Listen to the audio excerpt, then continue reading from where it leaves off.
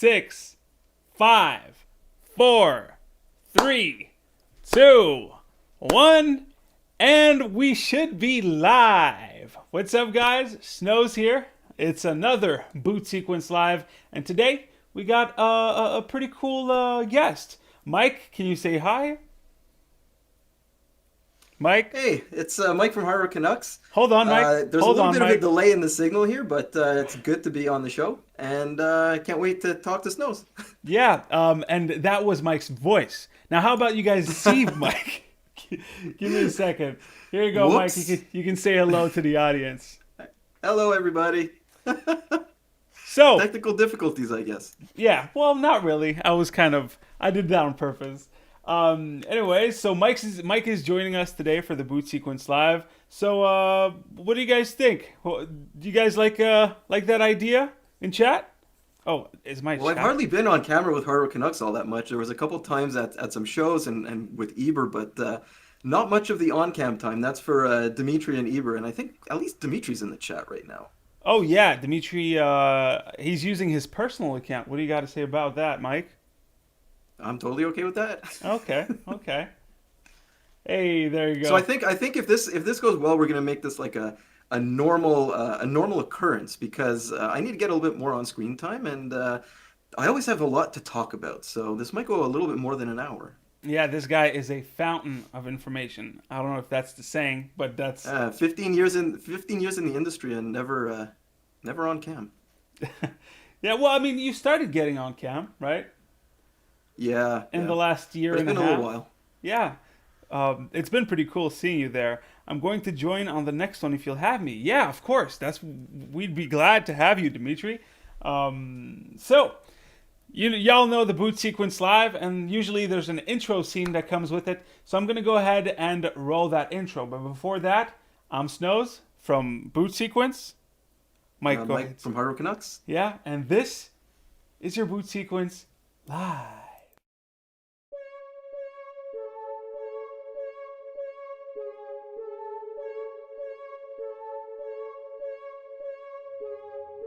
Rolling them dices, I love it, I love it. I'm rolling them dices, I love it, I love it.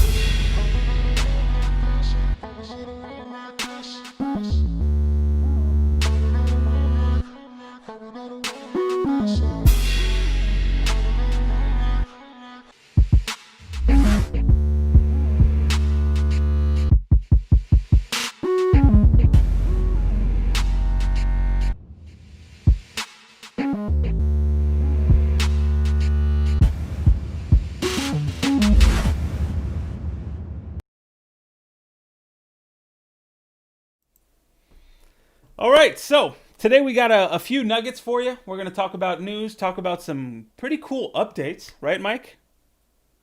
Yeah, I think we sort of wanted to kick things off with what happened at CES. Even though it was last week, there was a lot of things to parse and not a lot of time to do it. So I know on Hardware Canucks we covered some things on Boot Sequence. You live streamed a bunch of the press conferences. So it was sort of like the show without a show, right? It was virtual.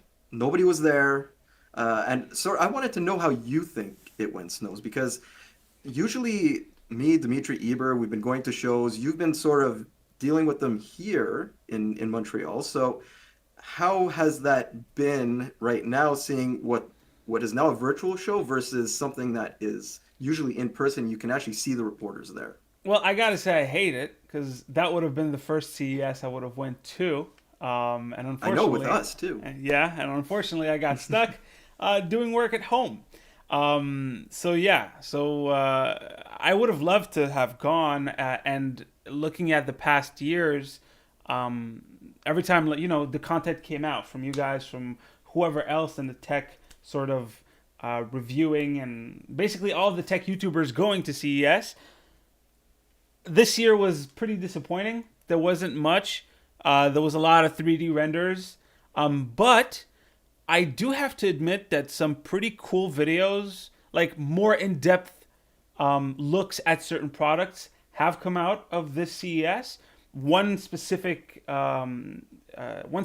thing comes to mind is the Cooler Master case, the one that Dimitri just reviewed. I really like it. I Yeah, really and there like the was also the design. peripherals, which were pretty cool too. Yeah, the Cooler Master keyboard and mouse, I believe. Were Yeah, those presented at that's CES? really looking. Yeah, and I think that's seeing how some of the manufacturers have been able to adapt to that. But on the flip side of that coin, I think it's nobody likes going to CES from the press side. Everybody complains about it with good reason. It's hot. It's very expensive to go. There's always there's this thing called a CES plague. Everybody gets sick coming Yeah. back from CES. I So I think wanted to it's good experience that it. nobody went. Sorry? I wanted to experience it. It's a rite of passage. You have to go through Okay, the well, CES if play. Dimitri and Eber are in the chat right now, or if they're listening, Snows will have the exclusivity. He will go and he will cover all of our stuff. Just him. You guys stay in the That's hotel it. room, edit, do your stuff. I'll go in and and you know what? I think 2020 is preparing us for CESs of the days of the future. Not just CES, Computex. Bring that in. Bring the other one, SIGGRAPH. Whatever are the events that we're going to, Graph. whatever events we're going to, 2020 prepared us. We're gonna have masks handy, hand No, sanitizer hazmat ready. suits. Pretty much, we're gonna buy the Razer masks or whatever that was. Oh yeah. That, by Yeah. the way, was one of the things that I didn't quite like. The fact that some manufacturers, because it's a virtual event, decided, let me just show this 3D render of something that doesn't exist, and we're gonna call it Project something. I'm not. I'm talking specifically about Razer, and I'm talking specifically about Project Brooklyn. I don't know if you know what it is, Mike. Was that the chair with the big screen in front of it and Yeah, everything? it's the gaming chair with like a freaking thing that comes out and then it rolls out of a display. Like it's something any mediumly skilled 3D guru would be able to spit out. I would have liked to see an actual prototype, and that's what they've done in the years past. The three screens, it was an actual prototype. Yeah, Project Valkyrie, I think it was, or something like that. Also Project Christine, the modular PC, it was an actual thing. The toaster, I believe, was an actual thing, and that was an April's Fool joke. But yeah, it just Which we still haven't seen. We still Yeah. have not seen the toaster. and they said that they are still apparently in the process of producing it. But yeah, personally, Well, I thought there's a couple of ways that I look at it, right? And number one is there's always these conceptual projects that are sort of like a conceptual car. You go to a car show, you can't get into the concept car, and it's there, but lately it's been 3D printed, or it's just one big piece of plastic. It's just to show you what is possible and what they've been dreaming of. On the other hand, what I find really hilarious about this year's show is there were I'm not going to call out any publications, but seeing best of show for CES sort of 2021 was pretty hilarious because nobody's actually gotten hands-on time with these products, yet they're being given awards. That it just uh, struck me as a little bit disingenuous. yeah, that's true. That's true, definitely. And Um, I think from some publications, the AMD CPUs won the best gaming processors of CES 2021. Um, well, technically they are, but you can't really call something the best of if you haven't had hands-on time with it. So, and I think that goes sort of towards our next topic of conversation, right? Is those AMD announcements? That's right. So during CES, AMD announced the Ryzen 5000 series of mobile processors. So Mike dug up some information that he had about it, and we're gonna open that up right now. Give me a second. Where is it? This button. So while Snows concentrates on that, I just want to give you some context because on Hardware Canucks we did a really good video that goes over everything you sort of need to know about these processors. There's the H series and there's the U series. And while they were announced at CES, we're going to sort of be seeing the usual cadence with them. Number one is they're going to come out with some reviews, which are going to actually, I don't know if this is under NDA, but anyways, they're going to start next week. But the actual timeline for availability is going to be sometime later, just like we saw last year. And what we've been hearing, though, is that this year they're actually going to have stock in the channels. I'm hoping that they're not going to be sacrificing on any other end. We're going to get to sort of that in a bit. But yeah, we sort of have some on hand right now. They're looking pretty good. I can actually show you one of them on camera. So this is the Flow X13. You've probably seen this on LTT and some other things. I think Dave 2D covered it too. What processor does it This have? has so I can't. I don't know if I'm allowed to say which one this specifically has. So I'm going to keep that under wraps. But anyways, this is being tested right now. We've also got a what is this one? This is the oh no, I can't show this one yet on camera. Okay. Oh, So really? that's one, and we'll get into another notebook in a bit. But anyways, just very very quickly, um, the H series, the 5000 H series that are in laptops, or that are at least going to be rolled out into laptops, are they run from very very efficient to quite hot running, and you're going to be seeing them in designs from the thicker laptops into a lot thinner ones, sort of like this. It's probably going to focus on my face. But the interesting thing is this year, we're actually going to start seeing AMD laptops alongside extremely high-end NVIDIA GPUs. Last year it was basically topped out at the RTX 2060. There's a couple more reasons for that, why we're seeing that transition to a lot higher-end laptops in this generation. We're going to get into that in the Hardware Canucks review, because that one of those reasons is under NDA.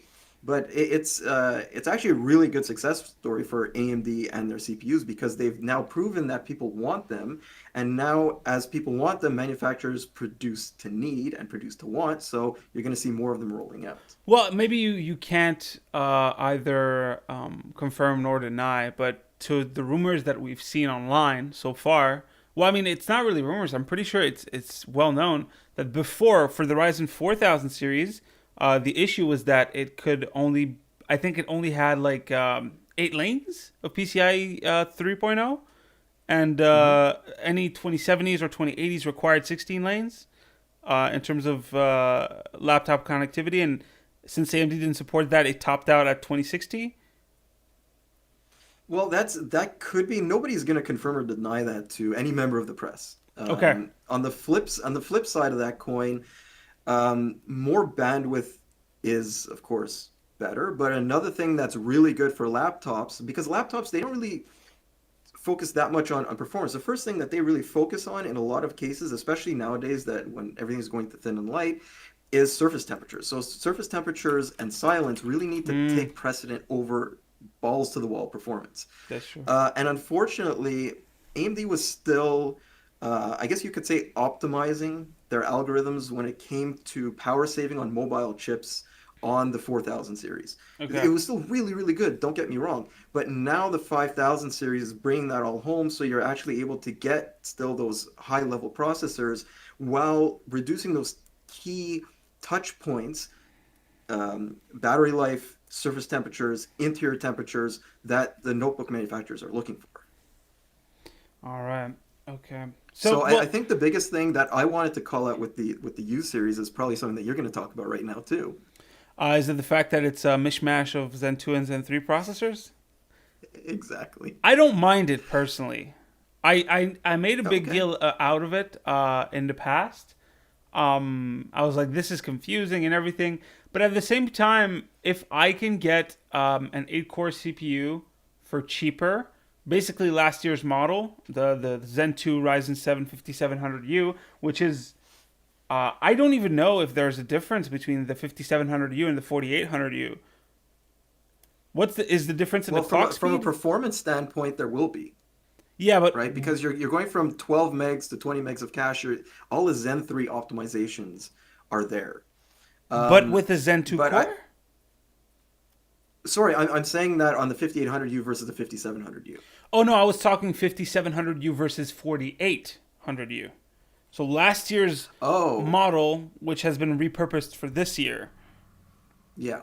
So is So the clock it is speed higher different? frequencies. Okay. It's a clock speed thing, but I don't have the specs right here in front of me. But I would say in general, it's not really what your on paper clock speeds are. From my understanding, these sort of updated Zen 2 cores are all about maintainable clock speeds. It's not just that you're going to be hitting a higher speed in a short burst. It's that you're going to be able to maintain a higher speed over the longer course of time. So if you're doing a rendering, for example, in Maya, that instead of it dipping down to whatever it was on the U series, say if it was 2.2 gigahertz, now it'll be, for example, around 2.4 gigahertz, but across the longer period of time. And in So the end, it's not that short burst that you're looking for, it's that longer duration power. so would you say that the new generation of Zen 2 CPUs in the mobile market are basically XT versions of Zen 2? Yeah, You know but how XT sort of ran hotter and hungrier too. oh So really? I don't know because I haven't seen any of these in front of me. I don't know what they do to battery life, and I think that's one of the main challenges with any laptop testing is that to get a true A/B comparison, you literally need the exact same system in front of you with either different GPUs if you want to test GPUs or different CPUs if you want to test CPUs, and that's probably not going to happen Yeah, with it's something like the really 5800U versus it 5700U. yeah, it's almost impossible since, well, first of all, the manufacturers kind of mistreated the 4000 series with, blocking vents on laptops and stuff like that. They didn't have the confidence in AMD that they should have. But clearly now they do. Apparently they're going to release something like, what is it, 150 plus? Is that the slide? Yeah, 150 plus mobile systems. This means 150 different models, correct? Correct. Okay, But I think this is a bullet point. There's a marketing bullet point, yeah, of course. and Can't it's forget across that. the world. And Hmm. we can't say if this is a because within each notebook, for example. So you look at last year, we had the tough A15, which you think vents were blocked on, right? Hmm. Meanwhile, we got perfectly acceptable temperatures. But anyways, that's besides the point. Um, what you're seeing here is the A15 had numerous SKUs within uh, each product. So the A15 might have had one with a GTX 1660 Ti, RTX 2060, and each of those could be considered a different model. Yeah. So that 150 slide, who knows about what it is, but it does show a lot more confidence in manufacturers to include AMD systems, right? Essentially And having more choice for the consumer. essentially having more choice for the consumer, but a lot of this is on AMD's shoulders, right? They're throwing now Epic, Threadripper Pro, Ryzen laptop, and now upcoming, I'm sure that there's going to be some Athlons in there too. They're throwing all of that into the same manufacturing process, and along with those same things, you're getting the chips for the consoles. So something's got to give. We're already seeing that we can't buy the processors that the market wants from Newegg for the desktop add-in market. And now I you're saw throwing one. production for these in there as well. So it's on AMD now to make sure that they have the capacity to not spread their cards too thin, so to speak. That's true.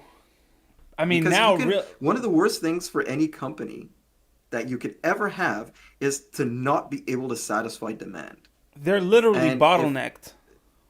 they are. So, They're but they need these things because again, in order for them to book more manufacturing capacity or at least build more manufacturing capacity, they need funds, and you can't get funds without selling product. So, in the end, what comes first, the chicken or the egg? Well, it seems like this time it's like the egg is just spread out all over the floor. okay. Yeah. I mean, yeah. Wow. Okay. Well, by the way, uh, the 5980HX and 5900HX. Personally, I thought, what's the point? Overclocking a laptop CPU.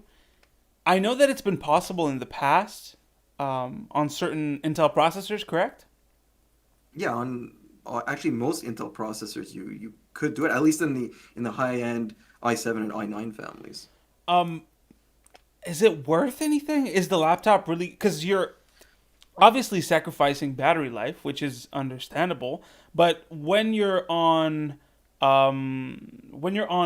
power, when you're on wall power, does it really make like is the internal cooling system of the laptop able to keep up? Because I saw Der Bauer make a video. Well, I mean making a series currently where he created a water block for his laptop to be able to cool it, and he got about 25% more performance out of his water block cooler that he created for his laptop.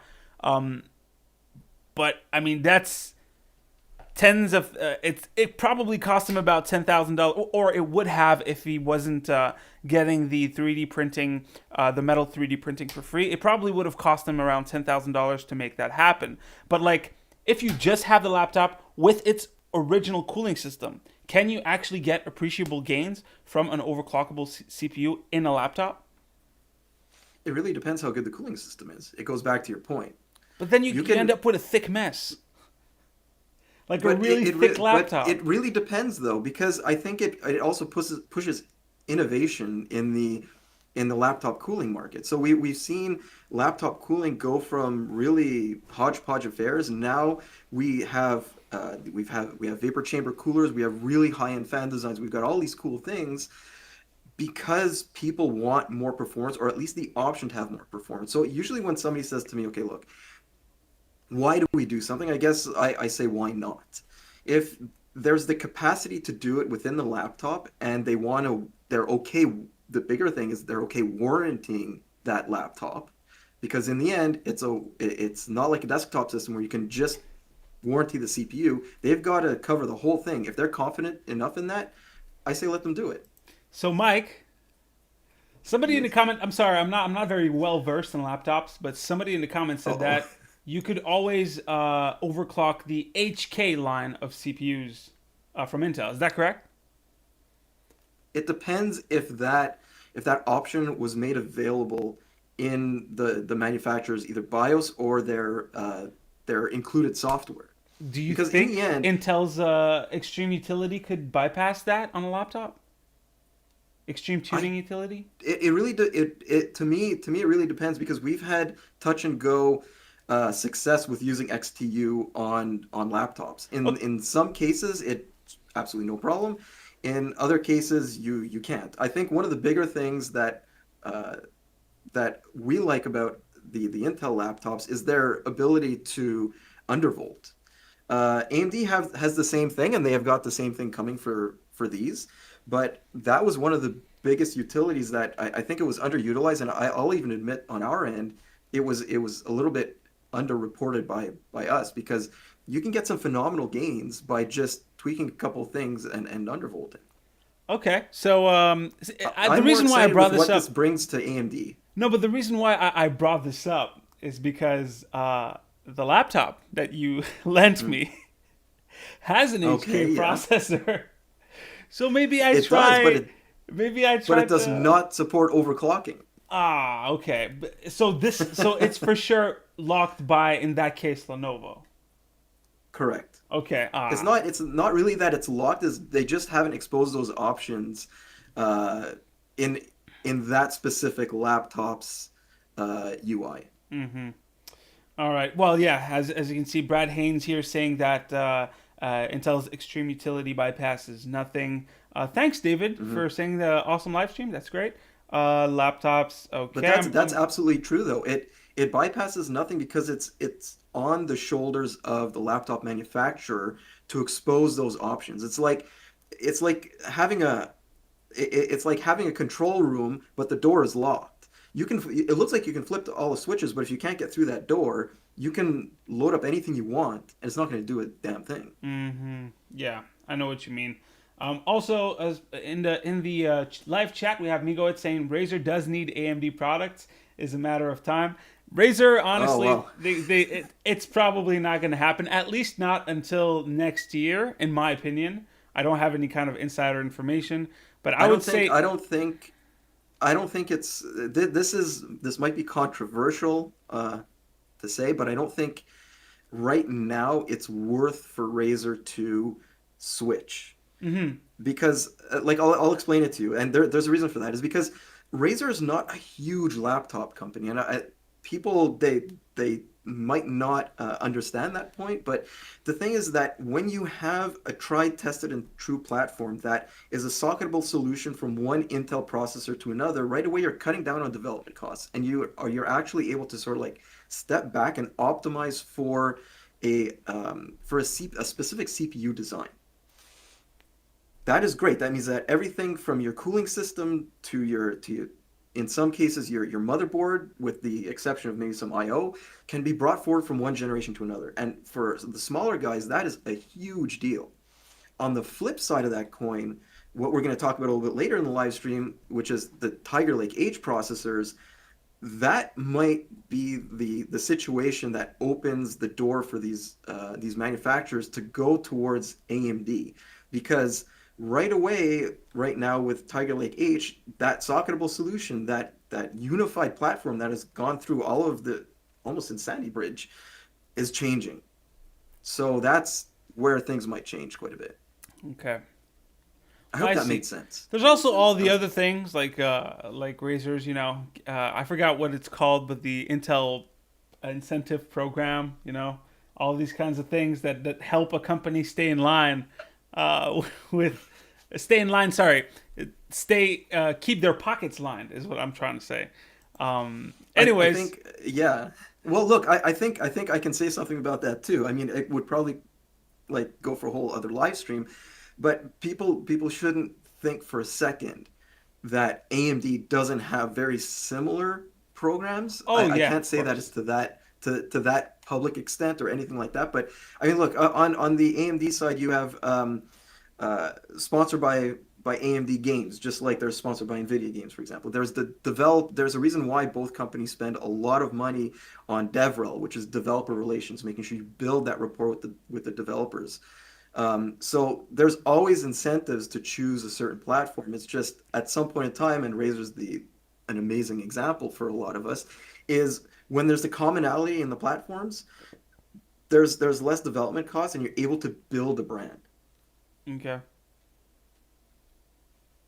Well, that's pretty much it for the AMD CPU part of our segment. But well, I mean, sort of, because we're staying in the laptop topic, but we're moving on to desktop GPUs. No, I'm kidding. We're moving on to Oh no.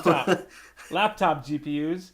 Yeah. So here right now, this is just the like a reference panel for us to look at what has been released so far, from the RTX 3090 all the way down to the upcoming 3060. Is the 3060 out yet? No, right? It's coming out No, in no. February. February. Yeah. So Yeah. these are all of the specs for the desktop parts. Unfortunately, unlike previous generations, this generation in the laptop segment is pretty severely cut down. So I'm going to go into that laptop slide where we can see the 3 GeForce RTX laptop GPUs. And Mike, what do you got to say about this? Um, well, can you go back to that first slide? Yes, of course. Yeah, so I think what we want to see here is the RTX 3070 and the RTX 3080 are getting severe cuts, but the unreleased card, which is the RTX 3060, is actually getting a bump in the amount of CUDA cores, Wait, not the really? TI. Yes. Oh my god! Me and Mike have been talking about this behind the scenes. And did you I've never noticed it. Look at that. The GeForce RTX 3060, the desktop part, has 3,584 CUDA cores. The laptop version has 3840. This is the mistake I made. I looked up the Yeah. wrong 3060 in my last video. You looked up at the 3060 Ti, I think. No, If I remember watching that video. I wrote, I said 3840 instead of 3584 CUDA cores. So that must have been the mistake I made. But if we take a look, so wow, that's a lot of So, all right. So this is what we want to sort of like focus on here, because the 2000 series, at least the RTX 2000 Super series, had the exact same from one to another. They used the same cores, they used the same everything, right? yeah. I don't know. I can't comment 100% on why NVIDIA would do this type of thing, but I can speculate, and Snows loves speculation, right? Yeah. I think this is so. Just if you stay on this slide, Mm-hmm. the RTX 3080 and RTX 3070 here both use the GA104 core. Meanwhile, on the desktop side, the RTX 3080 and the RTX 3090 use the GA102 core. Yeah. Okay. What I think this does is it allows them to continue to build what little inventory they have of RTX 3090s and RTX 3080s with that GA102 core, sort of like protect that supply of those by using GA104 for the 3080 and the 3070 on the laptop side. So it's not like you're robbing from Peter to pay Paul. In this case, obviously the GA104 probably has better yields than GA102, and not only that is they've modified the CUDA core amount, so they're maximizing yields. They have a fully enabled now GA104, which is at I think it's 6144 CUDA cores. Yep. And then they've got sort of like the mid-tier one, which is the RTX 3070 desktop. And then they've got the lower cut down version, which is now the RTX 3070 laptop. And then they've got an even further cut down version, which is the RTX 3060 Ti on the desktop. So basically those yields, almost 100% of their GA104 cores can now be used. And not only that is one doesn't step really on the toes of another unless they have to, take one core, disable some cores and whatnot. So to me, this is really important because it's not like you're using the exact same cores with the exact same amount of enabled CUDA cores for two parts. You're able to maximize, and hopefully this yields to all across the board better supply.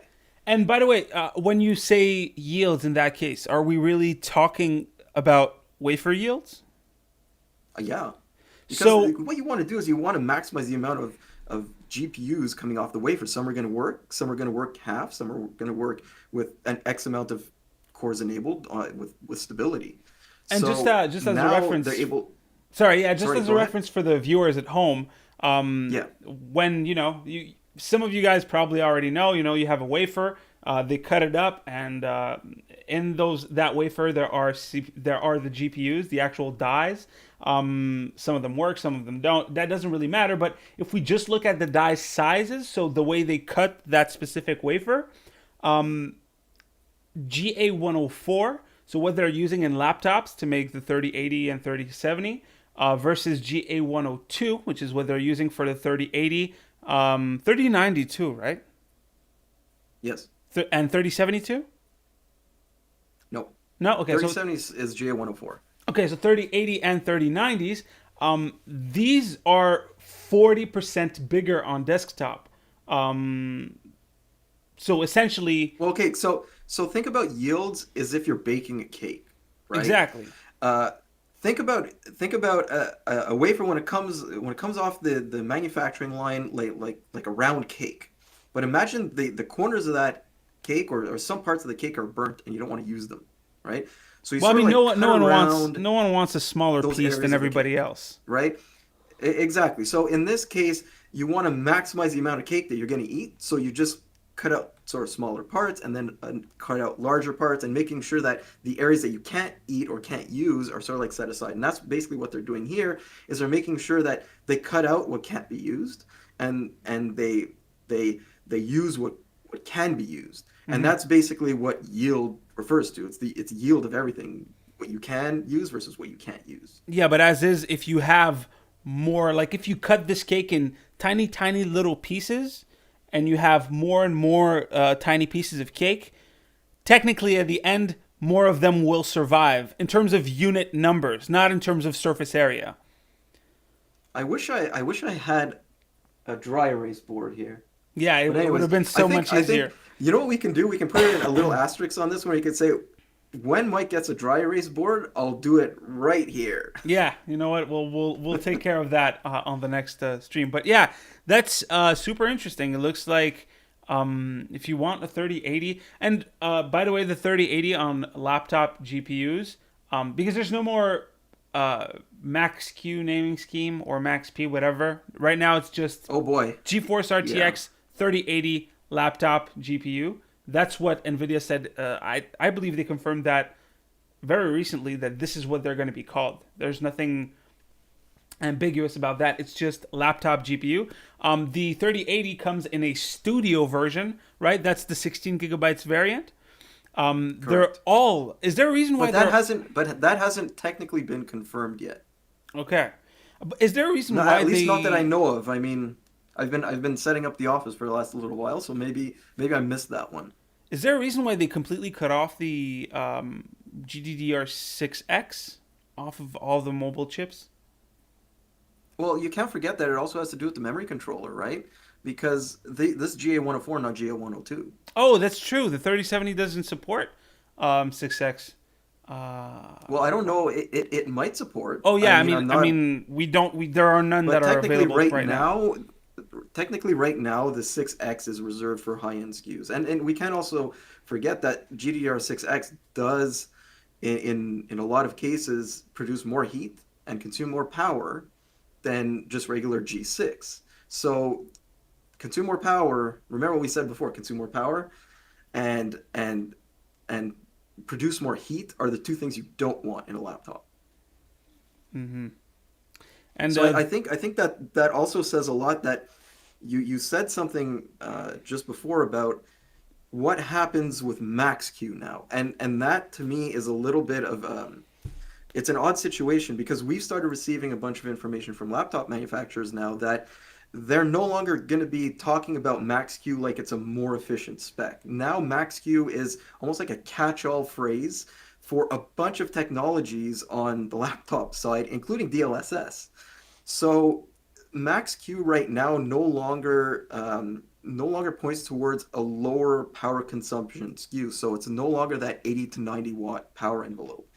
And that sort of causes an issue, especially when it comes to either reviewing or determining from an end user what GPU to buy. Because if you look at some of the testing that we did in the previous generation, we've seen an RTX 2060 that was operating at its highest spec beat the living crap out of a RTX 2060 Super that was operating at the Max-Q spec. And that all comes back to the point that I said about power consumption. You give any type of GPU, CPU, anything else more power to draw on, it's going to run at higher speeds, provided that there's cooling, and that means higher performance. So here, without Max-Q telling an end user, and I don't even know if it, to be honest with you, I don't know if it was valuable to end users because most people buying a laptop are going to go to Costco and they're going to say, "Oh, this thing looks pretty, it feels good. I don't want a Mac, so I'm gonna grab this thing."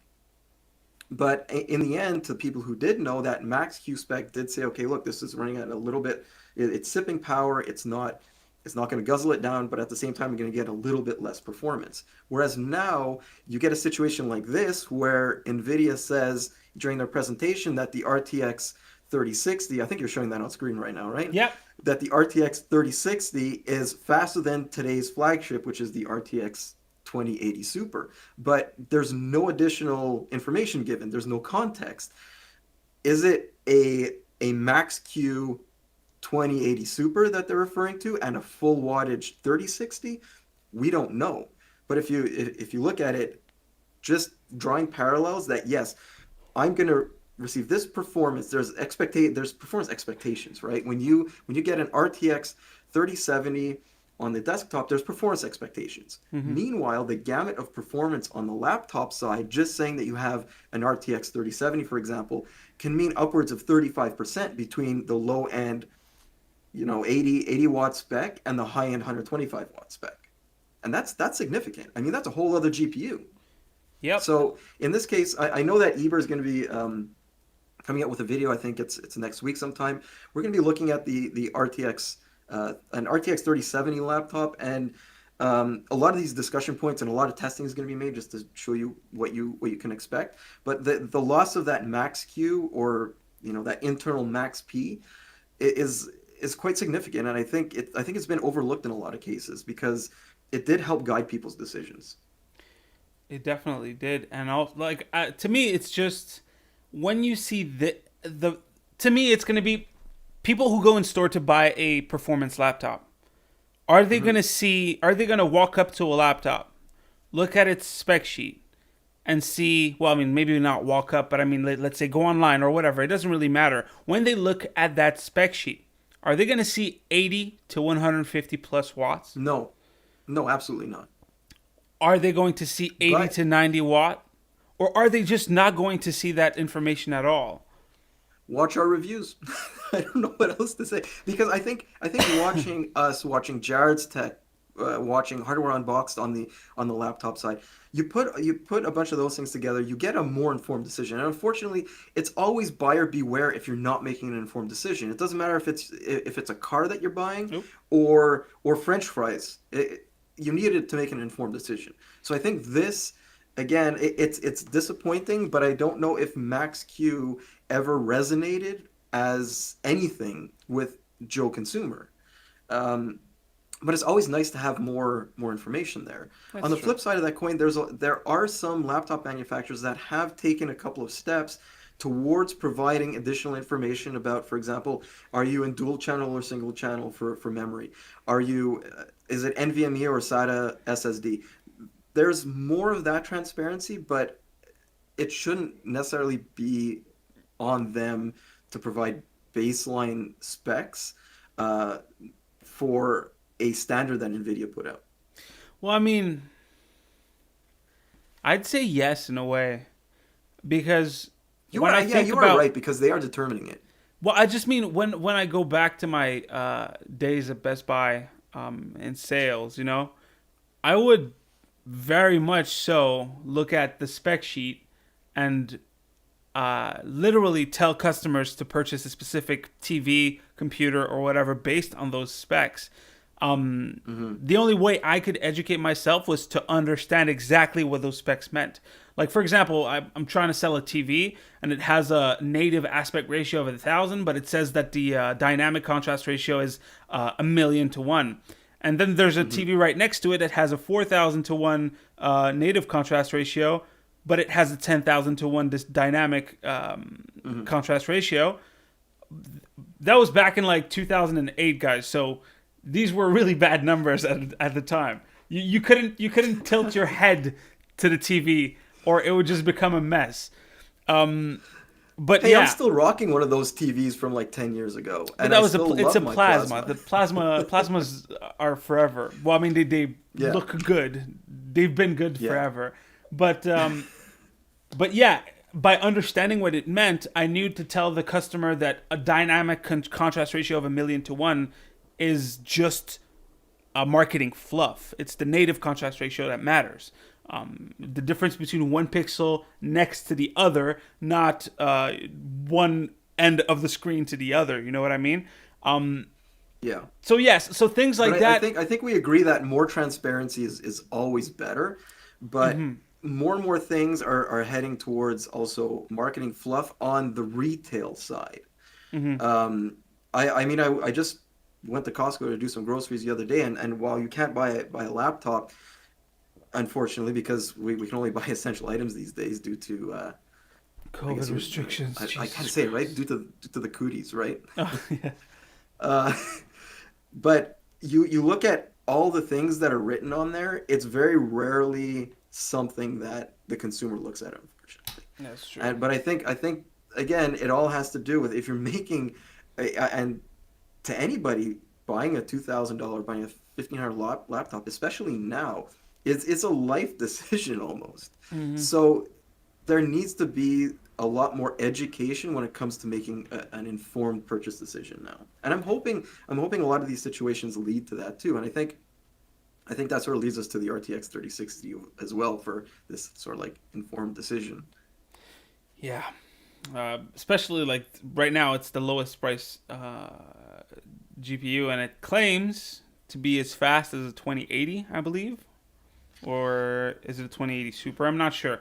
Anyways, it claims to be about that, and it's lower than half the price of the last generation. If we don't talk about the tariff increases and all these kinds of things that are going to pop up and rise the GPU prices. I mean, people are complaining about the stock not being there. And also that there are scalpers, but when the GPUs are eventually going to drop, the big problem is going to be MSRP because it's just not going to be there. Anyways, let's move on. Let's talk about something else. What we have here is Intel's 11th gen 11900K. Did you want to talk about something specific about that? Because I've been talking about that one a lot on my channel. Well, I want to know your thoughts, like your gut reaction to it, I guess, because my reaction to it is more on the technical side, whereas yours might be a little bit more. You've seen what your viewers are talking about. We've seen what the Hardwood Canucks comment thread says about this thing. So I really want to sort of like pick your brain about where where you think it goes. My honest opinion is meh. Like it's I'm not saying it's a bad CPU. I do believe it's going to perform well in the tasks that it says it performs well. I do believe that it's going to be the king of gaming for until AMD comes out with either a 5000 XT CPU or the 6000 series of CPUs, whatever it's going to be. I do believe that the Intel CPU is going to be the king of gaming bone stock because we don't know how it overclocks, and we haven't tested a 5900X overclocked versus a 11900K, whatever it's called. But the limitations of it, of that whole ecosystem, like if I buy an 11900K right now, right, and a motherboard, and in 3 years, 4 years, 5 years, I want to upgrade. My only upgrade, well, okay, maybe not 5 years. Let's say 3 years. In 3 years, I want to upgrade. My only real upgrade path is towards a brand new system. Whereas in 3 years, I personally believe that people that have a 5800X, an 8-core CPU, are going to say, well, I could always buy a 5950X from 3 years ago and pay probably $500 for it. You know what I mean? You have an upgrade path even though you technically don't have one. Like, there's not going to be a X670 motherboard. Well, I mean, probably, but not for... nothing else is going to fit in that motherboard that you buy right now for an Intel 11900K, and nothing else is going to fit for a X570 board that you buy right now. But AMD has just a wider range of products compatible with their motherboards right now than Intel does. And my only sort of, the only way Intel could get out with a win would be to price it under AMD at, let's say, $400 USD. That's just $50 less. I mean, I don't know how much the cost price of the CPU is, but if they did, it would be an incentive enough for me to go for that CPU rather than a 5800X. It's fair enough. But that's purely as a consumer that is probably not going to upgrade because, as you know, I'm live streaming on my 1700X. Meanwhile, you have the components for a whole other build there that you've just been Yeah, sitting but on. I'm working on the video. You're gonna see. It's called the Desperation PC. It is, and it's actually quite interesting what he's doing with this thing, guys. He gave me a quick brief on it the other day, and what he's being able to accomplish during a lockdown here in Montreal and all the other challenges, he's living the real life right now that everybody else is living. Because I went out the other day to try and find, I think it was a 5600X for some additional testing. Just to make things clear, I don't call up AMD after launch and say, okay, well, can you send us another one? We typically buy our own additional CPUs after launch that we keep sort of here in Montreal or in Toronto or with Dimitri. But at the same time, it's the real deal. What I think about, anyways, your build is the real deal. What I think about the 11900K and Rocket Lake is it's sort of like your desperation build. Intel needed something this year, and if they didn't have the ability to deliver something, it's bad news for them, for their shareholders, for everybody else.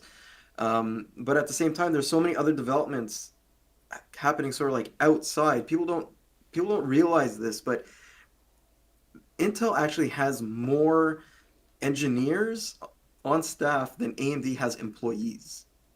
And that's something very, very interesting. And that gives you some idea of how big the sort of Intel machine is. So it's only so long that they're going to be That's down and insane. out with this. And AMD really needs to sort of push forward as quickly as possible because Intel right now they're very much focused on things like Alder Lake, like things with their hybrid technology. On their GPU side, we still don't really know what's happening, but it seems like there's a lot of really interesting movement, at least on the data center side on their GPU. But from a desktop perspective, they really needed something, and I think this, even though they're stepping back to 8 cores, even though they're, it doesn't look like it's going to beat AMD at least on a multi-core raw performance perspective. I think it's going to be good enough, and if they price it well enough, and not only that, if they can actually find stock of these things, that I think in 2021, if you have stock of your product and people can go out and buy it, you sort of win by default. And at least that I think is my opinion on that. Yeah, it's honestly, I really am glad that Intel decided to go. We're just going all out. Where let's release Rocket Lake S at the beginning of the year, Alder Lake S at the end of the year. Let's just make sure that we transition to 10 nanometers as soon as possible, then to 7. I know that they're late. They're very, very late. They're like 4 years into having promised 10 nanometers. But at least this year, they're just like, yep, let's release both of them in the same year. And we'll see. Whatever sticks will stick. Did you have anything to talk about for the Tiger Lake H? The 11th Gen H series. Yeah, so this to me is really an interesting part. We covered this as well. Dimitri did a really really good job in covering it for us. But I wanted to bring this up. You okay? Oh. Okay. Snow's muted his mic because it sounds like he's choking. Oh I hope I yeah. don't have to go over there. So, anyways, I think this is a really interesting move by AMD because not AMD but by Intel because it goes directly up against AMD's HS series. The only thing is that from everything that we've been hearing from our contacts at laptop manufacturers, these are significantly less expensive than what AMD is offering. So you're going to actually start to see these on systems that cost $999 to maybe a little bit above $1,500. It's this whole ultra portable gaming, and they're being paired up with some pretty interesting GPUs. Like we've seen ones with an RTX 3060, RTX 3070. Eber actually has one in hand right now. We're going to be putting a review out sometime next week of one of these CPUs paired up with an RTX 3070, and that is some interesting results. But Okay, anyways, all of these laptops are quite not affordable, but they're surprisingly low cost for what you get. And I but they think this do come is with the it's going to be an GPU. interesting market. They do Yeah. come with the GPU. Up top here, they do come with Yep. the GPU. Okay, because when you sent me this, and what I see is ultra portable. To me, there's no Yeah. GPU. And then I see like, okay, that's Intel Core i5 probably with Xe graphics. Then I see No. 1999 plus. That scared me a little bit. But yeah, if they have But a the interesting GPU and thing they here, start at 999, yeah, then but the interesting thing here is that they use Tiger Lake, and Tiger Lake H is coming out closer to the end of the year, actually the second half of the year. Tiger Lake H is basically going to be what replaces Comet Lake H, and based on what we see from Tiger Lake, it is an improvement over Ice Lake in every single respect. Those Willow Cove cores are really, really capable, especially in lightly threaded applications. And gaming loves lightly threaded, at least most games. So this is like a really interesting, really laser targeted processor at thin and light gaming, like ultra thin and ultra light. So yeah, okay. there it is on the screen, the 11th gen H series, which is going to be Tiger Lake H. And this is something that AMD has to be really, really afraid of. And I know we're probably going to get some comments in the chat saying you're full of shit, right? But Tiger Lake is an extremely capable platform. It comes with PCIe 4.0. It's going to be up to 8 cores, 16 threads, and not only that, the Intel graphics with the new XE engine is really, really good. So you put all that together, and for creators at least that use the GPU acceleration through QuickSync Video plus parallel GPU acceleration with NVIDIA GPUs, this could be a really interesting solution for example, Premiere, even in something like Handbrake. I'm really excited to see this. Yeah, me too. Especially sort of trying to compare XE with Vega, if that's going to be Mhm. possible. So Vega 8 versus. Are there 8 core processors coming? Yeah. Oh, yeah. There you go. 8 core, 16 Yep. threads. So yeah, it's going to be very interesting to compare 8 core Tiger Lake versus 8 core AMD plus their integrated XE versus. Oh, but do you think there's going to be an 8 core Intel laptop without a GPU? Like with There only could be. Well, XE? not without a GPU. Actually, to be honest with you, they might step this back uh, to their slightly lower end graphics engine as well. Because AMD I mean isn't that afraid. nobody's really confirmed about this, and I don't think Intel has confirmed either. But they might need to step back in order to save some power overhead. Okay, okay, that's understandable. Well, that was the last. Well, not really the last, but that was everything on CES sort of recapped from AMD, Nvidia, and Intel, plus some well, not really insider information. Okay, I'm not gonna I'm not gonna get you sued. Some extra information from Mike, the Fountain, Mr. Fountain of Knowledge, and Yeah. right now, let's skip on to looking at Mike. Let's look at Mike for a second. Let's look at Mike only. So you guys might have noticed something. This isn't Eber's house. This isn't Dimitri's place. It's not my house, which It's Eber and I not were his working out of. house, which a lot of video has been shot at his house. Whenever you see beautiful couch and design and beautiful decor, that's mostly at his place. No, that's all about my girlfriend. She's got the eye for that. Exactly.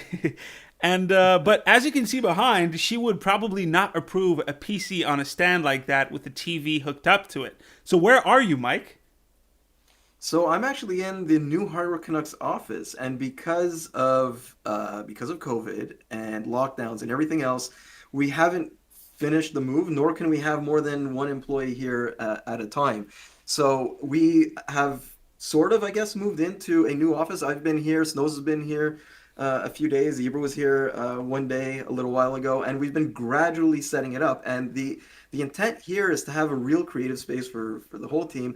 Dimitri, he's still in Europe, but he's going to be making some trips down here when everything opens up again. But we've been sort of like setting up slowly. There's been a lot of delays due to furniture being delayed because of the lockdowns. Um, we've applied for an exemption from the government because we are part of this sort of Quebec filming community, and if we go through certain processes here internally, everything from regular testing for me, for Snows, for anybody else who's here, to everything else, we can really, really open this up. Now, it's my hope that it's going to be soon, but we've been sort of like trucking along. We've been getting some things in. You can see some of the desks are up, and I've been working out of the office quite a bit lately. We have this sort of like quasi streaming place set up. So things are moving along, and the intent is to have both Boot Sequence and Hardware Canucks, and maybe some surprises also set up here as soon as conditions sort of like allow us. It was such a pain. COVID is such a pain. The office was Yeah. supposed to be ready when, Mike? So the official moving date was December the 12th, when we could have moved everything in here, and that is the week that we shut down. Yeah, Like and everybody, the government shut everybody down to every regular business down, and then it's been successive, even more and more regulations put in place to the point that I actually have to get out of here by 8 o'clock. I used to working until like from 6 o'clock in the morning until 10 o'clock at night. But now I have to be out of here by 8 because we have a curfew in place, and I've got to get back home. yeah, not just a lockdown. We have a curfew. If you're outside Yeah. after 8 p.m. and before 5 a.m., you get a fine between Yep. 1,500 Canadian dollars and I believe it's 5,000. 4,000. 4,000? Yeah, it's 4,000. Yeah, we have That we have is a friend who got the big one. Oh, really? Yeah. Yeah, it is not very, very, very nice around here. But yeah, we've started, as you can see behind Mike. We whipped that little streaming setup in about half an hour. It looks great. I sent you see those desks behind Mike? Those desks over there? Oh wait, hold on. Those desks? Right there. I sanded them for like 2 days. I was 2 days sanding That and was great. reapplying coatings of varnish on top of them so that they would come out soft. Why? I don't understand. But What? But there's a reason for that, and that the reason everybody's like, "What did you do? You had Snows working like toiling at the office, sanding and things like that." No, so because of the current situation here, and maybe where you guys are too, not only is IKEA completely closed right now, for example, where we could get proper desks and things like that, or at an office supply store, they're either sold out or they're just not open. Yep. So we actually went to a hardware store and we bought kitchen countertops, which we installed as desks. But those kitchen countertops are a lot of times they're less expensive than a desk, and they're unfinished too. You just have to finish them and seal them. So that's the Yeah. backstory. I wasn't having him sand a desk just because I wanted to have him sand a desk. No. It was because we wanted them to be smooth, and he had to do the inventory. Count everything. Yeah. I honestly didn't want to do the inventory, so I was glad to do the sanding. But yeah, it's just been. Yeah. We did a lot, but there's a lot coming, and don't worry, guys. Yeah. You're going to be able to see a lot more of that space in the coming months, if hopefully. We hope. Yeah, And let's be honest. I mean, people's health comes first. It doesn't matter if you're building a business like we are, or you're an established business, or you're just somebody who's working from home. Everybody's health comes first, and for us, we'd rather put this off as long as necessary to protect everybody's health and our family's health. So that's the big thing. But I noticed that you mentioned inventory, and if we continue with this live stream, I sort of wanted to do something a little bit fun within some limits that we have, because I'm doing this inventory and I'm finding some really, really interesting stuff. And a lot of that goes back to the history of Hardware Canucks over the course of 16 years now.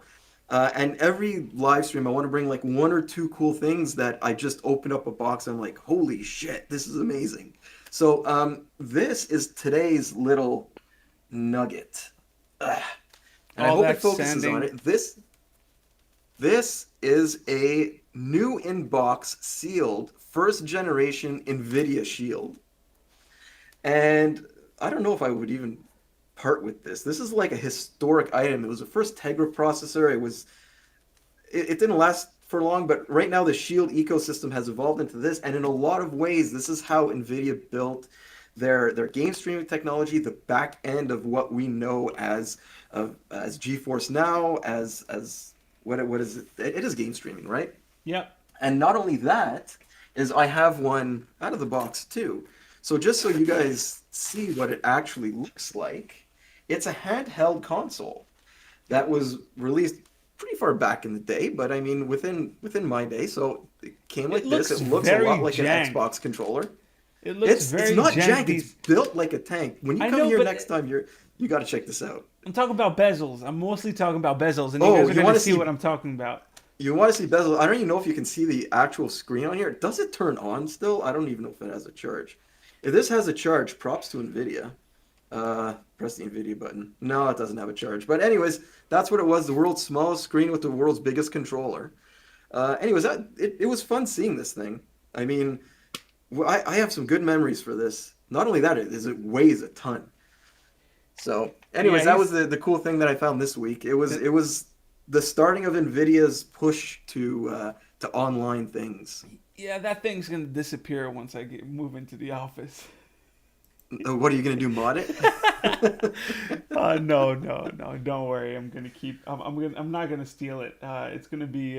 It's gonna stay in the office. Oh, actually, we might want to put it in the wall behind you. If you can point. Oh, Yeah, but one it's of the not lights dead. turned So, off. anyways, as we go through things, this wall over here, I'm a pack rat, right? And my entire basement was full of hardware, of all these other things. And this wall over here is actually going to be, no, it's actually back here. You know what? That light turned off, didn't it? Yeah, Yep, it it turned is. off. I forgot to recharge it, but whatever. It's going to become a dead hardware wall. And I've got so much very interesting dead hardware that was none of it. I'm not going to say I'm not at fault for some of it, but it's those situations that a lot of reviewers go through their career that when you're pressing for a timeline, everything dies at the wrong time. Yeah. So that is my wall of shame, and it will be put up there.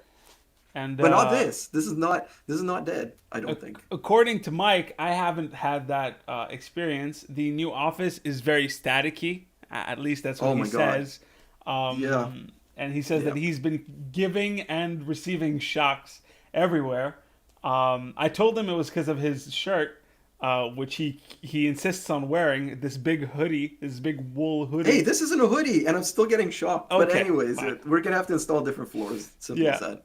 All right. Well, first of all, we'd like to know if you guys had any questions down in the chat. So let's take a look at chat. If you guys have any questions, now is the time to ask them. We're listening. By the way, I bought this. Do you like this, Mike? I I bought hope this. you're with asking the- chat because I can't see you. Oh, the little the little thing, the red Oh. lightning bolt. Do you like it? I like it. Okay, maybe we could bring it to the Did office. you buy that from that local shop that does all the neon stuff? Yeah, of course, of course. Support local businesses. This is where. No, I bought it on Amazon. I'm sorry. I gave you an out. But Smells, I gave you an out. I figured out how to make them, so I think I'm going to make some of them myself. Once we get a 3D printer in the office. You have no idea how hard it is to work with neon, and it's very very highly toxic as well, supposedly. Oh no, this is just like a plastic. This is basically an LED strip with like a Okay. diffuser material, a very thick diffuser material, so it looks like a neon. Well, I mean, Oh, that's cool. yeah, yeah, it looks really cool, and you can do some yourself. So I love that. Okay, let's take a look at the comments. Is Snow's going to work with Hardware Canucks? We already work together. Yeah, so I think that goes to a bigger conversation, right? Is Boot Sequence is actually this a sister channel to us. We don't do a lot of that type of promotion because we like sort of like the organic growth, but Snows runs the channel and he's part of the larger Hardware Canucks team that includes other interests as well. Yep, just got here and I'm confused. Well, Chris Miller, welcome. Welcome at least. Oh no. When I watched the barbecue video last year, I had a strong Laval vibes. Well, it is on the Oh outskirts no, of Montreal. it's not Laval. But it's not It's Laval. not Laval, but it is definitely around Montreal. I got here 6 minutes ago. I have no idea what's going on. Oh, we're right now we're fielding questions from the audience. So if you guys have any questions, go ahead and leave them in the chat.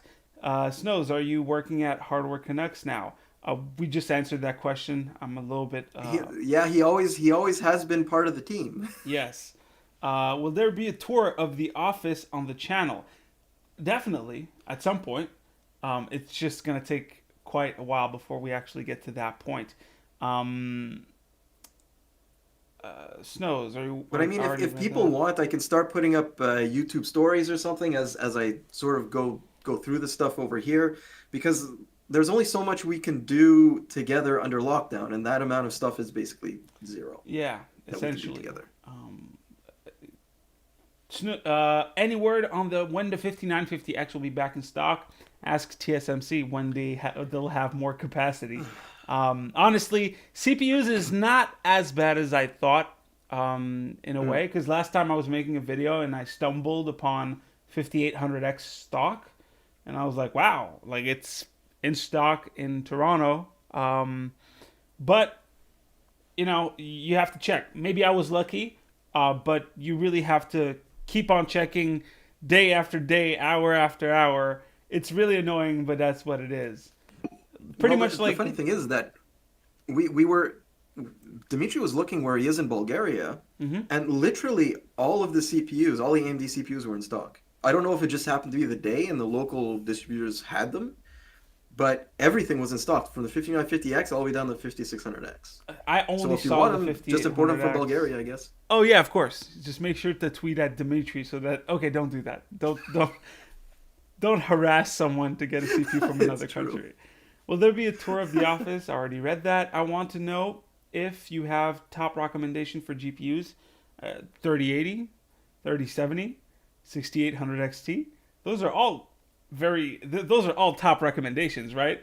If you can find one, I mean, and you if you have the money for it, uh, really you can't go wrong with one of the RX 6800 series or the RTX 3070 3080. I like the problem with that question is just that we would need more information, like you know, the budget and things like that.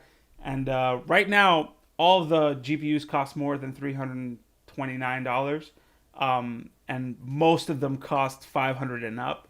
So there's that to consider. Any news about Threadripper 5000? No, not yet. I'm actually kind of uh, a little bit scared that AMD doesn't make it. I mean, it's just a gut feeling. It doesn't have anything to do with anything. But it's like they have Threadripper Pro now, the WRX 80. They're probably gonna release a Zen 3 variant, but like with Zen 4 being so close, I mean, so close. It's what I'm saying is just it's been what 2-3 months since Zen 3's been announced. So I guess wait and see. And Threadripper's probably gonna come. Um, Also included cards that aren't out yet. Also include cards that aren't out yet. Sorry, I don't. Why is Dimitri No, I think living I in? think that was in reference to the question about which GPU should that person choose. Okay. Uh, Honestly, right now, based on everything that we're seeing in the market, if you're in the market for a high-end GPU and you can find one now, you should, and you can get it for MSRP somehow, you should get it because first of all, the capacity to launch additional GPUs right now is in the high-end market is very little. Um, and anything that would be coming is going to be faced with the same shortages or even worse, or it's going to be slapped with tariffs.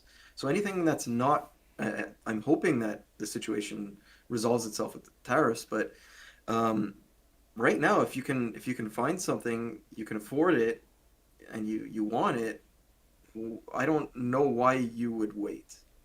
And if it's available. Well, yeah, that's what, if you can find it. Yeah. Oh, sorry. Yeah. But that's Yeah. that's really the main thing, and I think that goes for everything, especially. Basically, my next long form video, which I've been working on for the last week and a half, um, is what just Mike said, but in 8 to 12 minutes. So yeah, you guys are gonna see what I mean. Then conspiracy theory: OEMs collaborating with Intel and AMD to have no problem getting chips and GPUs. No, that's not true because they're all bottlenecked by the foundry. The foundry makes the chips. That's But what it's in any company's best interest to sell, not to exactly. sit on something. And there's a lot of demand. They could still hike the price up as long as they had the stock. Right now there's no reason for them to hold the stock and for the prices to go up. They could just release the stock and still raise the prices and they'd still make a shit ton of money. They're the only ones who make these products. It's so funny that everybody points towards AMD and sort of like Intel on things like this because if you were paying attention, if you go on to Camel and you look at the historic price lines and the markups for webcams when the pandemic first started, Mhm. it would blow your freaking mind. Because some of the webcams that were out there were not going for like double the cost. We're talking about 10 times the cost, and they were still selling. Really? So that's 100%. I don't know if it's calmed down, but if you go on to Camel, you're going to see that because when this pandemic was at its height, we actually said, you know what we should do? We should do a webcam roundup. And Ibra and I went on to Amazon and we went on Ouch. to the local Kijiji forums and things like that. It was mind blowing the price of these webcams Yeah. because everybody was working from home suddenly, Mm-hmm. and the demand was there. And it's the same thing now with the CPUs, the GPUs. It just supply and demand. It drives up prices. I remember I my brother bought one from Kijiji, um, and it stopped working. It was a C920. Like he bought it, it instantly stopped working. Um, the guy, it turns out the guy just sold him a broken one. Um, and I opened it up and I soldered back the USB because I think one of the USB connections was loose. Soldered it back. It worked. It looks janky. There's no more faceplate or anything. It's just like a tiny black box on top of his screen. But he did get it for cheaper than retail because retail meant he wouldn't have one because there weren't on Yeah. shelves. It Nope. And they were getting scalped, mm-hmm. the ones that you could find. So, are there any other cool questions on there? The last question would be, what will be the influence of the new Apple ARM CPUs on the Windows laptops? My personal opinion is just, and it's not Apple ARM that's going to make that influence. It's going to be Intel's Alder Lake. It's going to be better optimization through new core subsystems. Like instead of having only big cores, the big dot little or big cores and little cores, the whole optimization of that, I think that this is what's going to influence Windows the same way that Ryzen influenced Windows with its whole, the clock speeds. You know how Windows had a hard time managing AMD's way of throttling certain cores for only very lightly threaded workloads, and eventually now it's good, but it took like a solid 2 to 3 years before Windows caught up. Well, Intel, it's not just bulldoze. It's Did not I say just Intel? I meant to say Microsoft. that. Yeah, it's just in general Windows ever since Bulldozer and other multi-core CPUs. It has always been very very poor at handling multi-core loads. Hmm. It's something that was very hellish for a lot of manufacturers way back in the day, all the way until now. One of the things though with this combining larger x86 cores with very fixed function or very small targeted cores, this will bring a whole other movement, shall we say, to the whole Windows ecosystem. It had it's and it still has trouble sometimes with core priorities, and now you're adding this other sort of component to that with the small cores that are very specialized in what they do. They're not just like your typical x86 cores. And I do think that the question that was asked about how will that whole M1 influence things on the Windows side is not going to influence it necessarily on the hardware side. It's going to influence it on the software side, because if anything, Apple has proven how to get acceptance for a platform from developers, because they've developed the back end to relatively simply port an app from the older Intel CPUs over to the M1 ecosystem with relatively little downtime for the app itself. Now, if sort of the Microsoft folks can be influenced by that easy porting from one generation to another, and maybe be backed somehow by Intel's huge resources, and we're able to see that movement towards a hybridized approach because of what sort of Apple has blazed now between your Intel and M1 ecosystem. It's going to be a game changer, and everybody's going to move to that hybrid CPU approach. And I mean, even AMD, even though they're technically not working on it, you can be damn. I'll put a lot of money on the fact that they are working right now on a hybrid CPU because they know that's the future. Would you consider RISC and CISC software or hardware?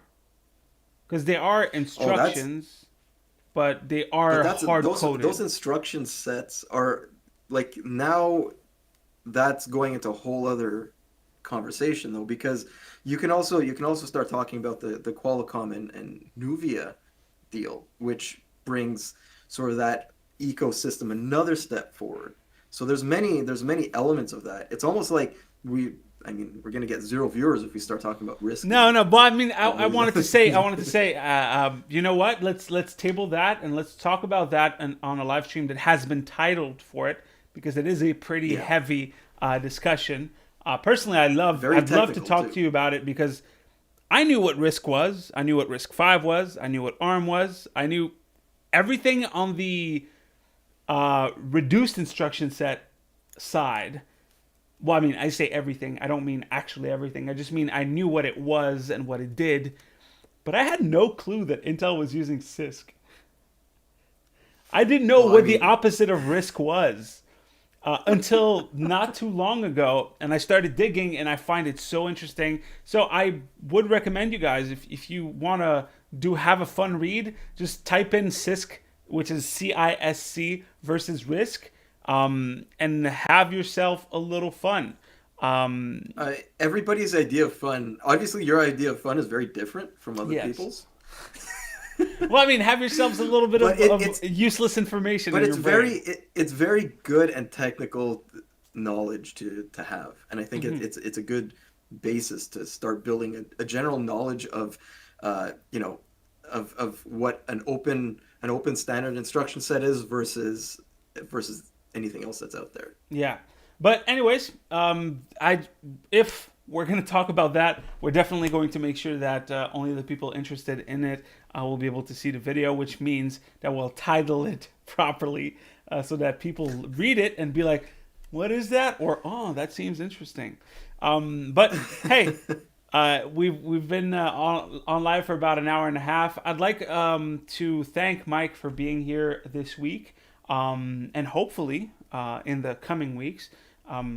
As Mike said at the beginning of the stream, we might do this either weekly, bi-weekly, or even monthly, depending on what kind of things we can add to the stream, make it more informative and more interesting for you guys. But we're hitting the conclusion. Mike, did you have anything you wanted to add? No, I had an absolute blast. I hope everybody else that was watching this did too. I mean, I'd love to come back. There are so many things that I want to do with a stream like this. Maybe even start a Hardware Canucks stream with you, and then we could have like 1 week there, 1 week here.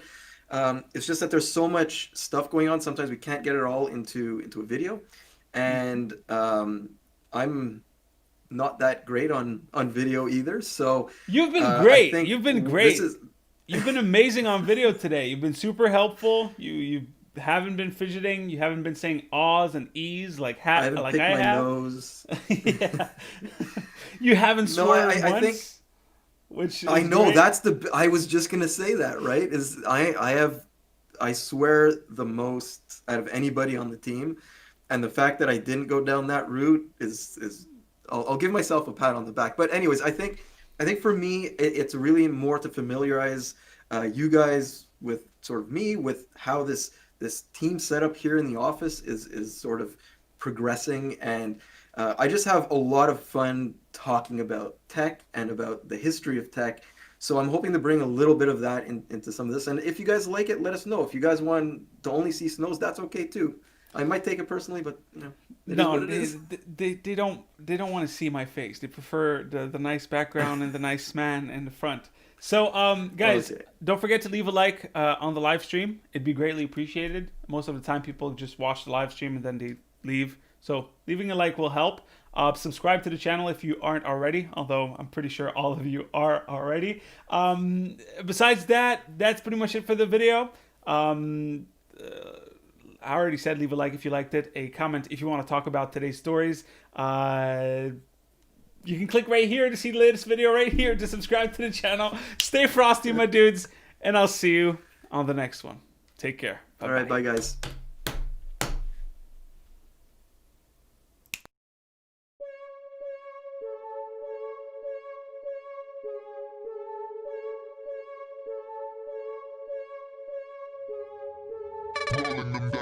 love it, I love it. I'm rolling them dice, I love it, I love it.